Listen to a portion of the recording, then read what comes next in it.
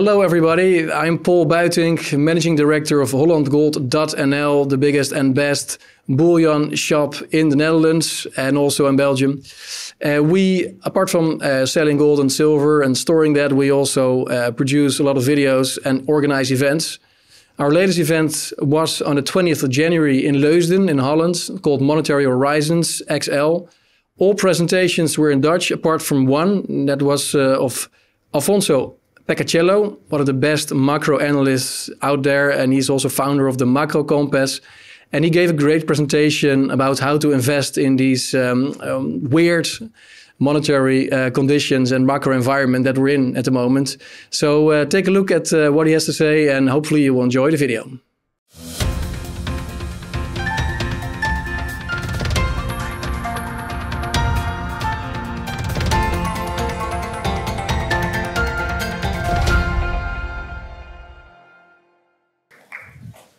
Hi, everybody. I'd like to do this in Dutch. I can't, trust me. It's a horrible experience if I try. So you not only have to endure English, but English with an Italian accent. Sorry, guys, that's the deal. That's me, geez. I think you saw enough already. Let's get it started. Europe is not going to be what it used to be anymore. A bunch of stuff has changed with the pandemic and with what Putin is doing, and with inflation. So let's walk through what does this mean for you. What I put up here as the first chart is titled, "The Era of Cheap Russian Energy is Over." Now, well, if I've said this maybe 4 months ago, you'd be like, whoa, it's true, look at my bill at home. I mean, I can really feel this gas and electricity prices being higher. Today, less so the case, but structurally speaking, some stuff has changed. Here is our neighbor, Germany. Germany produces, oh, maybe I have, oh, look at this. Does this work? Not sure. Whatever. Okay, I can do it with my fingers as well. So that's manufacturing output. It's 1.9 trillion euros. That's the red box in there. That's the value added coming from the German manufacturing powerhouse. And on the left, you see what Germany needs in terms of commodity inputs, what materials, what do they need to produce this 2 trillion of manufacturing value added that their economy produces. You see that small red box there? That's Russian gas. Russian natural gas, only worth 27 billion, was good enough for Germany to lever on and build a 2 trillion manufacturing industry. That's the kind of leverage that you can generate from very cheap energy. And Russian gas was one of the cheapest sources of energy that Germany could get at every point in time. Now, what this did with Germany over time is move this orange line all the way up. And what this orange line is the current account balance. It's a lot of complicated words, but in reality it means that Germany exported way more than what they needed to import from the outside world to work as an economy. For the Netherlands, for most of Europe, this chart will look the same. It means you are delivering value to the world. The world depends on you. You are exporting more than you are importing. But all of this orange line going up, most of it was due to the fact that Russian energy was cheap, that gas was cheap and readily available at all times. Now, that has clearly changed. First of all, you can't expect it to be as cheap as it was before. Second, I really don't think it's going to be readily available anymore. I mean, Russia is making sure that all kind of gas transactions between Russia and Europe just doesn't happen anymore. So we'll have to try and get our resources cheap somewhere else. That's a bit complicated. And can you see where are we going with this line? We're trending clearly down. That's the first time in nearly 20 years that countries like Germany, but also the Netherlands and other European countries are having issues exporting more than they import because the cheap energy story is over. The other thing that we used to do in Europe a lot was try to find other cheap sources to produce output. Labor, for example. So we outsourced a lot of our labor abroad, Eastern Europe, to say one, but also Asia, for example. And how does this work is you expect stuff to be delivered on time. Literally, you have supply chains around the world, you have a lot outsourced, and because the supply chain works perfectly, stuff comes exactly when you expect it to do, very cheap, produced from Asia or produced from Eastern Europe. Supply chains were also a problem during the pandemic. We have noticed that all of a sudden, the parts of our cars are not there anymore. And so, you have to wait a year to get a new car, or you have to pay up for a second car. We all have experienced that. And this first source of leverage, cheap energy, outsourcing to cheap labor, supply chains working in time, I think the pandemic and the Russian story have changed this. And this is the first pillar that Europe used to flourish over the last 20 years. That's now highly challenged. The second is debt. Now, Europe has an aging population, gray-haired, a lot more retirees than young people entering the workforce. That's a serious issue because as an economy, you grow long-term because of two things. Because you have more people contributing to economic growth. This is your workforce. This is young people that contribute to growth. The more you have, the better it is. The less you have, the worse it is. The second is productivity. Even if you have the same amount of people every year, if they become more productive all of a sudden, you tend to grow over time. Well, in Europe, we have our working force shrinking year after year. That means the pie is getting smaller. We have more retirees every year than new young people entering the workforce. Okay, so that growth part is not going to work that well. Productivity is what it is. It just doesn't skyrocket. So basically, your growth trend is slowly but surely year after year. How do you fix that? Like this. You borrow. From 1998 to 2021, let's have a look at the Netherlands. I put it on the chart, why not? So it's the black line. Summing up your government debt and your private sector debt, which in the Netherlands is pretty large, is basically our mortgages. It's corporates borrowing. It's the private sector using debt. If you sum up everything, the private and the public sector, the Netherlands is running at a whopping 325% of debt to GDP. If that's a question, then I think we're going to get the questions later on. If you compare other countries in Europe, like if you look at Germany, which is always decorated for their very conservative approach to debt, if you take the government and the private sector together, 200% of GDP. Italy, 300% of GDP. France, 400% of GDP. You get where I'm going. Most importantly, the lines are, in most cases, all trending up over the last 20 years. The levels are absurdly high. And why? Because if you can't grow organically, what you do is you borrow. It's very simple. You lever up, you borrow. If your salary doesn't allow you to buy a house, the easy way to do that is go to a bank and pledge the next 30 years of salaries and say, please, let me borrow up front. Let me get a mortgage against the next 30 years of my salary. That goes in there as well. Now, we have done this pretty successfully for 20 years for one simple reason. Borrowing rates were lower and lower and lower every single year. If you borrowed in 2000 and you got a mortgage, probably there will be somebody amongst you that has done that. You're used to pay 7%, 10%, 8%, these kind of mortgage rates. If you did that in 2021, for a 30-year mortgage, you paid 1.5%, 2% interest rate.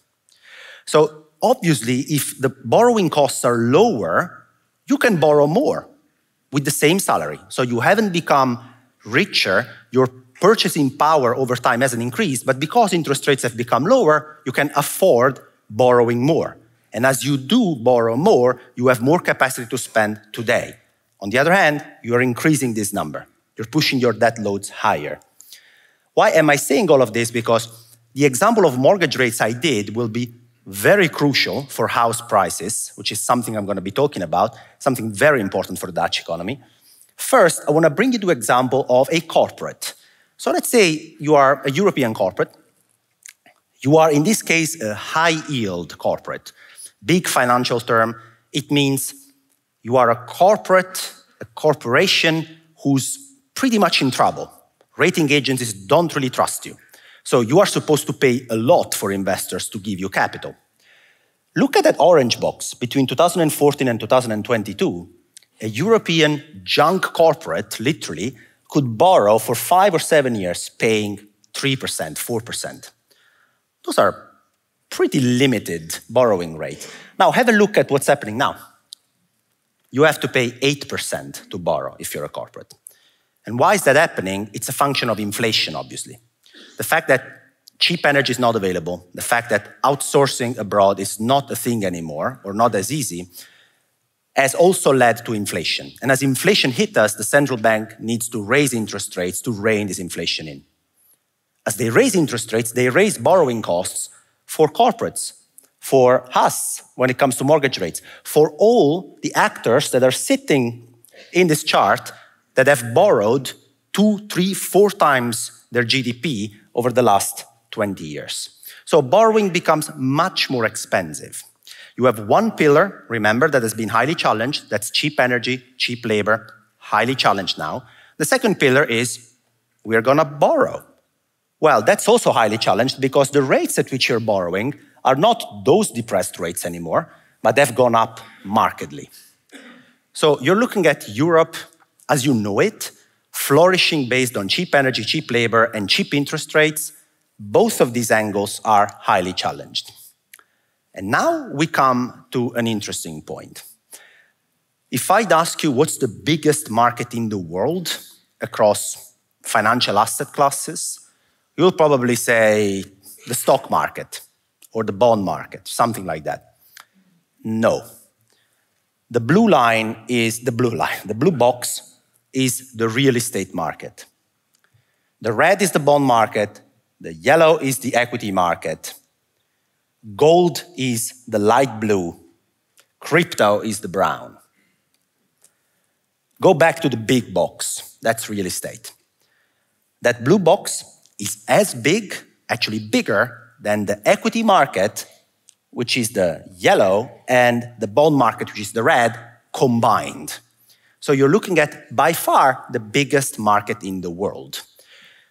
To give you some numbers, the Chinese real estate market was valued at $50 trillion. That's a lot of zeros, and it's much larger than the US stock market valuations. So you're talking about the biggest asset class in the world. Why am I mentioning it? It's because of this. The fact that interest rates go up also means automatically, basically, that mortgage rates go up. And we have seen that. I mean, we are experiencing that. If you go and try and buy a house today in the Netherlands, your 30-year mortgage rate has all of a sudden jumped from 1.5% about 15 months ago to 4.5% now, to say the least. What does this mean exactly for, remember, the biggest asset class in the world? This chart is pretty much telling, and it doesn't look at the Netherlands, it looks at the US, but the story is exactly the same. On the x-axis, you see interest rates, mortgage rates. On the y-axis, you see the price of real estate, so your house price, basically. I mean, you can see that the relationship is very tight. As interest rates move to the left, so basically mortgage rates go down, down, down over time, the value of your house goes up, up, up. And you can see how if you move to the left, the dots also start moving up. And you see 2021 over there, 2020, 2019. Everybody felt like it was a genius. If you owned the house, it was going up 15% a year, 20% a year, it never stops. Why? Because mortgage rates and interest rates were lower and lower and lower at every iteration. Remember, that's the second pillar for the European success, lower and lower interest rates over time. And now I want you to have a look at what was at the end of October 2022, the relevant mortgage rate in the US. It wasn't 2% or 3% anymore, it was 7% all of a sudden. If I do the Netherlands, this will be from 1.5% to 5% up there. What happens is obviously that the price of housing needs to decline. And that's the main message that you should try and understand is, as you have benefited, as all of us have benefited from the European model over the last 20 years, the payback is now coming. when it comes to housing prices, it means 20 to 25% drawdown in house prices. Before I scare you out, let's take a step back and remember that if house prices from now drop by 25% as the result of higher mortgage rates, as you can see from this relationship, all it does is it brings back house prices to the same level of before the pandemic. That's it. It sounds very scary, but that's it. You're just cleaning up the excesses. The issue with the 25% drawdown in house prices is that's a relatively conservative estimate. And let me tell you why. Yesterday, there was a news that said that KKR, in case you don't know them, they're one of the biggest real estate investors in the world. They're a fund, they invest in commercial real estate, in housing. They announced that investors that are investing in their funds cannot get their money back if not at a very, very slow pace. It's called gates. They put up gates on redemptions. So if you have basically bought houses and commercial real estate through KKR, can I say this? You're fucked. Pretty much. So they're literally saying, you can't get your money back. I'm sorry, you can get 5% of your investment back every quarter. So if you put €100 and you're like, I'm pretty scared about the housing market, I want my money back. They're like, yeah, here's 5. It's like, what? Where is the remaining 95? Yeah, I'll give you 5 in 3 months again. Okay.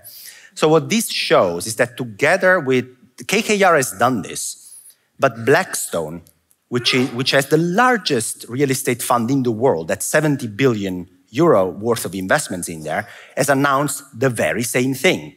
You can only get back 4% every 3 months. What they're basically doing is they're trying to lock investors in so that they don't have outflows from their funds, and therefore they don't need to sell these houses to the market.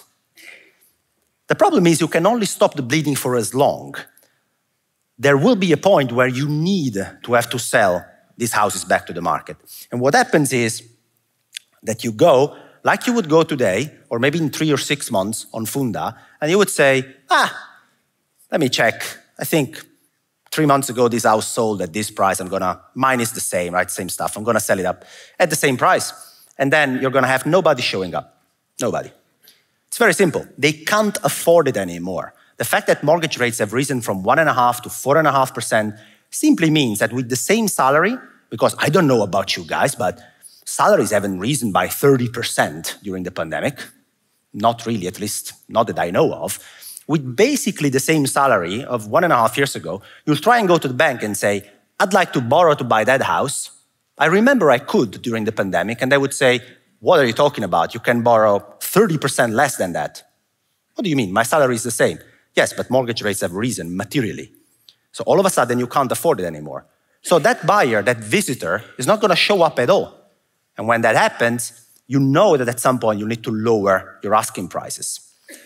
And generally, house prices tend to decline when there is one big seller coming to the market, when there is one guy that starts the whole thing. That guy that starts the whole thing can be an institutional investor, can be a bunch of private people that all of a sudden realize that prices are indeed lower. But ultimately, to adjust this equation, there are 2 ways. Either prices go down by 25, 30%, or mortgage rates come back to 1.5% in the Netherlands. The issue we have with mortgage rates coming back is inflation, because the European Central Bank is looking at inflation over 5%. So forget about negative interest rates. That cannot happen anytime soon. Well, one way to visualize what I mean for house prices is, you see this blue line and this red line? So bear with me for a second. The blue line is the change in mortgage rates. So when the blue line goes up, it means mortgage rates are increasing. When it goes down, it means they're decreasing. The red line is housing prices.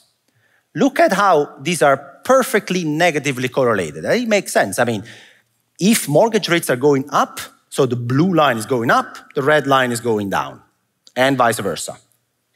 So lower mortgage rates, higher house prices. Higher mortgage rates, lower house prices. Okay, now you have a look, please, at 2023. The blue line is the change in mortgage rates. Over the last 20 years, there has never been such a rapid changes in mortgage rates as we have seen today. It's extremely rapid. Now, if you assume the same relationship hold, again, house prices need to drop 20% conservatively. That's without institutional investors being forced to sell. So far, they're locking investors in, but for how long can this last is really my question. To sum up the presentation, the success of Europe, the prosperity and the wealth we have generated, mostly financial wealth, to be honest, over the last 20 years is the result of two cheap sources of leverage. Leverage on cheap energy, mostly from Russia, readily available energy, cheap labor, and a global supply chain that works seamlessly. You always get what you want, cheap, delivered at your door exactly when you need it. All of those cheap sources of economic leverage are highly challenged in a post-pandemic world. The second source of success is leveraging up, slowly but surely, government or private sector borrowing more and more. Why is that possible? Because interest rates were lower and lower and lower. So even with the same salary, with the same structural strength in the economy, you could borrow more because interest rates were lower. Also, that is being highly challenged today. You can see how interest rates have spiked up very, very materially. This is the borrowing rate for a corporate. This is the change, the blue line in mortgage rates. As that happens, the natural result is that the new equilibrium is found with lower asset prices. You're looking at the stock market in 2022 losing 20%. The housing market is a delayed version of that. So by any meaningful statistics or any meaningful analysis, house prices should drop between 20 and 25% as a base case scenario between 2023 and 2024. Which brings me to the last slide before, of course, I let you bombard me with questions and insult me because I'm telling you that your houses are going to go down by 25%, mine included, by the way. So I run the Macro Compass, which is a platform that tries to teach and share financial insights, market insights, but most importantly, asset allocation, portfolio, investments. Like, okay, what do we do with our money? Why do we do that? So our friend Paul asked me to put a slide in there like, okay, dude, nice presentation, but what are people supposed to do here? This is one of the main models that I use to allocate money. It has two main variables. The one on the top is what I call leading macro indicators. Sounds like a very fancy word, but in reality, it's a statistical analysis that looks at indicators that can predict where the economy is going.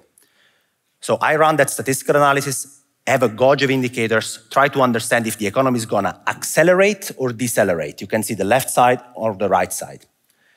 The other axis is literally the cost of money.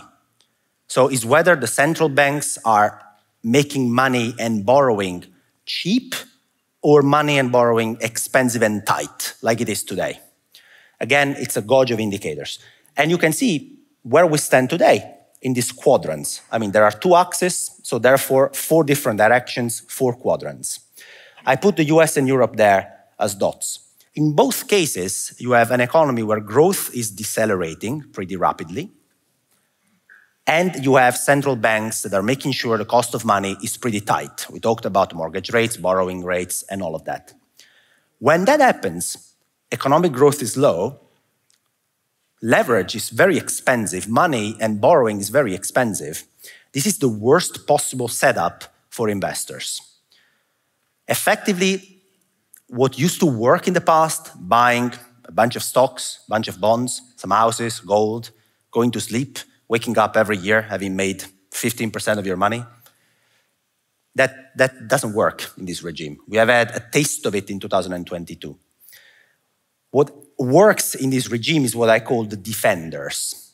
So the defenders in this case is trying to make sure your purchasing power stays there. But this is a very difficult environment to make a lot of money. So the good old cash all of a sudden starts to become a bit more attractive. For the first time in 20 years, you have the Dutch government paying you 2 to 3% to buy their obligations.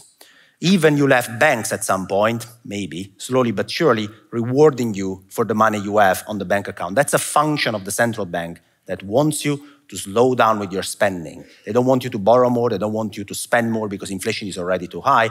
So you get rewarded for being patient and waiting. There will be a moment when these dots will move. And how do they move from a quadrant to another? Is either because growth is accelerating again, the economy is doing better, or because central banks have decided to make money cheap and borrowing cheap. When that happens, you can start looking more constructively at gold, at equities, at other investments.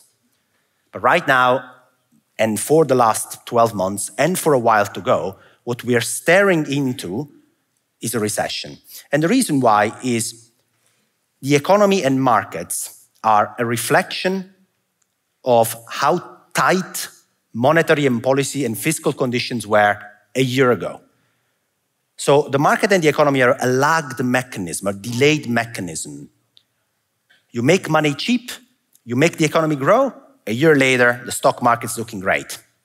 You make borrowing expensive, you make the economy slow down to slow inflation down, 9 to 12 months later, the stock market's looking crap. 18 months later, house prices are looking crap. And that's roughly where we are today. That's the moment to be conservative, defensive, and wait and assess carefully what the opportunities will be, because there will be plenty as long as you are not already invested and you can save yourself from some of the pain. Saying that, wow, what a nice note to end the presentation, by the way.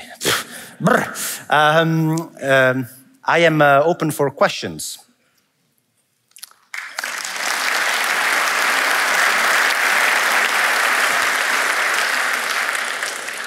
Well, first question I have, Alf, is do you think another Lehman moment is in the air, based on everything you just said? Ooh. So the answer is yes and no. That really saves my ass as an answer.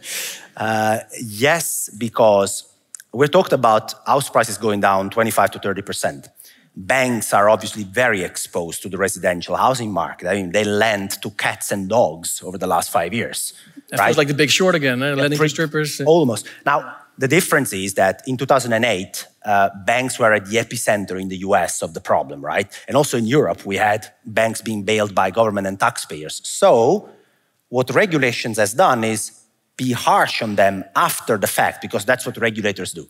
They never know beforehand, but once the shit happens, they're like, that can't happen again, right? So they go tough on it, which means regulation has made it really tough for banks to take extreme risks. So they have had time to repair a little bit and be more cautious. Nevertheless, hey, they have exposure to this kind of drawdowns and this kind of declines in house prices. So yes or no is the answer. Yeah.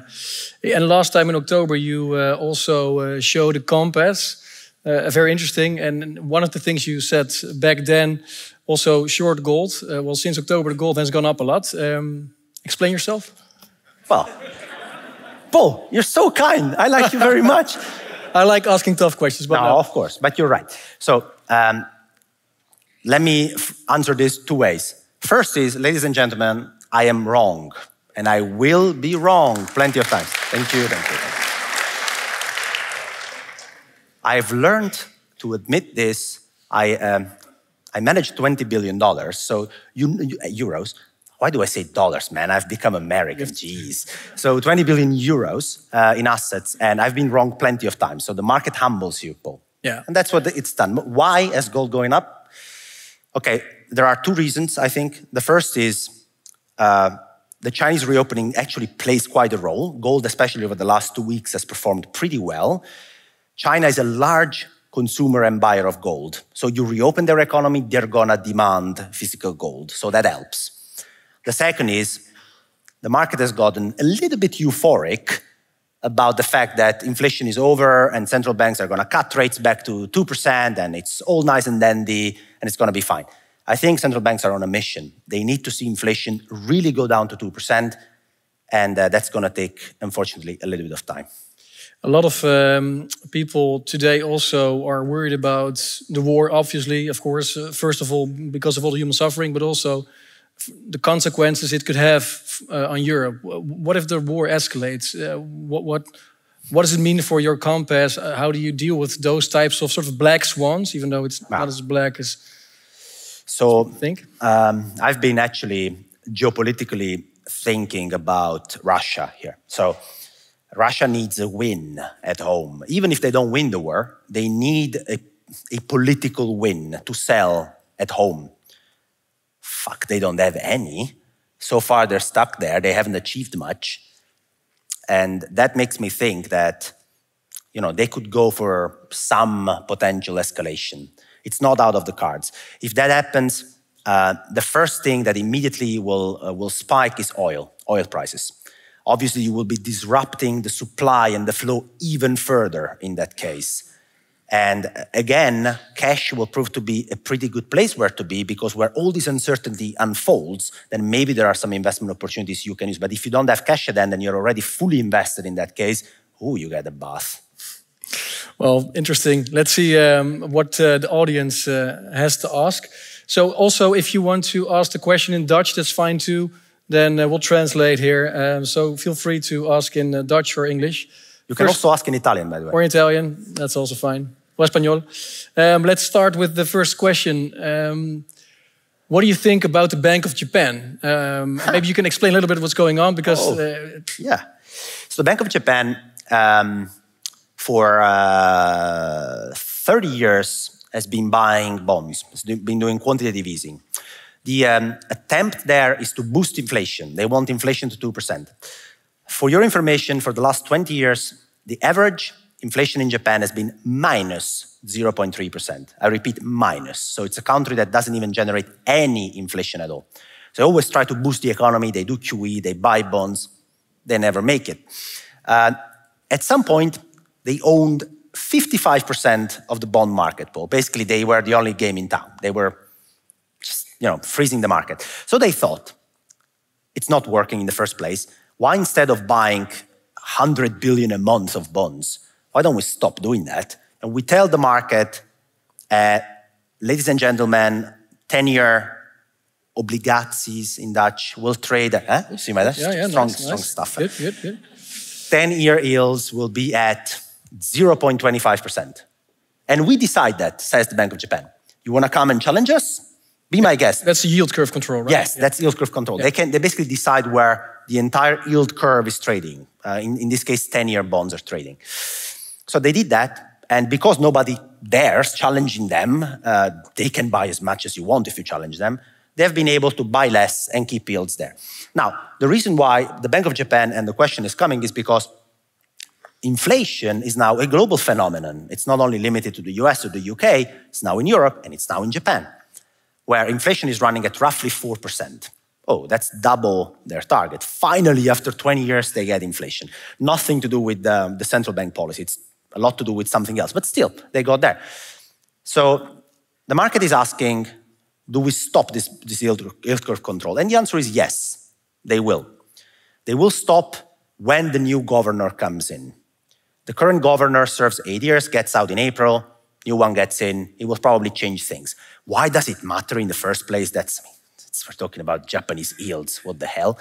It matters because Japan is the biggest exporter of capital of the world. What does that mean is, because yields at home, returns were so low, they started buying other stuff, Paul. They bought European houses, Canadian houses, European bonds, US stocks. They bought everything. They export capital abroad. Okay, then we have a problem with that, because the moment that these guys decide that the yields at home are not 0% anymore, but they become 1%, 2%, 3%, you know what Japanese investors are going to say? We're in a recession. I can just own my own currency. I don't take any foreign risk. Bring it back, make 2 or 3%. I'm going to do that. So there is they're the largest holder of US treasuries, right? They own over $1 trillion worth of US treasuries. They are the biggest holders of US treasuries. Right. So you expect them to draw down on that as well and to sell treasuries? I expect that the first thing they're going to sell is US stocks, European stocks, houses they've bought abroad. They're big buyers as well of Canadian housing, Australian housing. So all these housing markets where they've exported capital, they'll be selling the risky stuff first, not treasuries. Right. But still, you need to ask yourself some questions about the treasuries too. And what Lagarde is trying to do with the transmission protection instrument, or to protect Italy, your home country, is it also a form of yield curve control? Are they actively trying to suppress interest rates with that? Everybody wants to talk about Italy with me. Why is that the case? I don't know. It's because of your lovely accent, I think. It's my accent. But you left Italy, right? So you know how to pronounce obligaties. So I consider you Dutch now. And yes, I know. I try my best. I really don't know how to pronounce, but I give it a try. So the situation in Europe is the following. It's just an imperfect structure that needs to be kept alive, Paul. Yeah. Like a lot of people talk about the disintegration of Europe, but guys, imagine we needed to handle a diplomatic situation with Russia being 19 different fragmented countries. Possible, and also the natural gas situation. Where did we get all that gas from? Was from other sources negotiating as Europe. So you see that the fact that we are together actually helps in certain situations. There are clearly some awful design there. So we have 19 different fiscal policies. We have we like to spend. It's nice. You guys a bit less. And then we have one central bank that says, I'm gonna raise interest rates like they're doing now. And Italians are like, no. But they're like, hey guys, but there is inflation. Yeah, I know, but I'm fucked if you raise interest rates. So, you have all this flaw actually in the European system, but the reality is, Paul, if there is a crisis and you put the European policymakers in one room, you lock them down and you say, guys, we need to sort it out. They ultimately do sort it out. Yeah. Okay, well, interesting. Next question, Joris, what else do we have? What would be your set and forget trade recommendation for, let's say, 10 years? So one that makes you sleep at night. What's a set and forget trade? It's something that... It sounds to me like something that can make you sleep well at night. I love this. It's like, you buy it and then you forget it. Wow. Even you learned something here tonight, Elf. Yeah, it's incredible. I'd like to be the person that can buy stuff and forget about it. That's interesting. What would that be? Okay, give me a second. Yeah. We'll go for the next question. But I'll answer this. I like this question. What about commodity stocks? Relative to growth stocks, they are at 100-year low. Besides that, there's ESG, which made these equities not investable. What do you think? Commodities. What about commodities? Okay. Mining stocks, for example. So there are when you talk commodities, there's a bunch of stuff. There's precious metals, there is energy, and there is industrial metals, and there is agriculture. But okay, let's leave agriculture on the side. Industrial metals, I'm talking about copper, aluminum, steel, all that stuff. I like these commodities for the next 3 to 6 months. Why? You have the biggest consumer in the world that is reopening their economy. They need it, and that's China. Yeah, but also China still has a real estate bubble they're trying to solve. They actually were very, very harsh on that for last year, but if you hear them talking now, they're trying to repair a bit of the damage. So they don't want to pull it to the ground anymore. They're trying to repair the damage there. So I like the industrial commodity space. Moving to the energy space is really a call on Russia doing something out of the box. Let me politically correct, call it like that. And the recession. Those are the two forces, one against another. Very hard to call. Gold, okay, precious metals. And let me use gold as an example. Okay, that's an interesting one because gold is basically a competitor of our monetary and credit system. So in our monetary and credit system, you can just create new euros, new dollars without limits in the first place, or limits dictated by the system itself. You can just create new euros and dollars. With gold, you can't. So basically, gold tends to do well when these two conditions apply. A, the creation of new euros and dollars is very, very high. So there is a lot of creation of new fiat money. B, when this fiat money doesn't reward you at all. So owning it loses you money. The famous negative real interest rates, right? If I look at it today, the creation of new euros and dollars has basically stopped, Paul, because the governments are not spending any money anymore. They're trying to close in, and we're basically trying to reduce the amount of money printing as much as we can. We're trying to bring inflation down, so we're very conservative on that. The second is how much do you get rewarded to own euros and dollars? And all of a sudden, you get 2%, 3%, 5% in the US. You know, those are competitive yields that you can get. So the attractiveness of gold in this specific period is less than usual. If I look ahead 6 months from now, 9 months from now, it starts to look pretty good. Because if you go into a recession, then central banks obviously will need to cut rates all again. So the pivot, yeah. Gold becomes more attractive. And then slowly but surely, you'll see them printing money again. It will take a while, though. Great. We have time for another question. How do you see the future of the crypto landscape? Maybe I want to answer the buy and go to sleep question. The set and forget question. Set and forget. You have to answer both. Both, okay. Yeah. So what do I buy if I want to buy something and go to sleep for the next 10 years? Let me ask crypto. I cannot go buy something and go to sleep. That's not what I do. Crypto landscape. So, okay, so short term, you're looking at an asset that is very, very dictated by risk sentiment. So if money is very cheap and the economy is running hot, then probably people will be buying crypto. It's a proxy for risk sentiment, for how are we really feeling, for animal spirits. So animal spirits are not very high right now, I would say, to say the least. Long term, yeah, it's a bit like having an asset that could potentially play a role if you transition from today's monetary system to another monetary system where you're trying to peg money creation to something. Gold will always be the first reference pool because it already is in the system. It sits on the balance sheet of central bank. It sits on the balance sheet of governments. Bitcoin doesn't. But it could, in principle, play a role in that. So long term, you know, it's something you might want to consider sometimes in your portfolio. Short term, not really. Okay, well, thanks a lot, Elf. You also have a special deal for our visitors today. So yeah, let's ask our guys to... Okay, guys. So I run the Macro Compass, as I said. So if you enjoyed this presentation, every week, multiple times a week, I cover market developments, macroeconomic developments, monetary developments. In a letter format, we do ETF portfolios as well on the platform. So it literally means that you will see what I have in that Macro Compass model before in my portfolio. How do I invest? We do courses. We do interactive tools that you guys can use to step up your understanding of markets.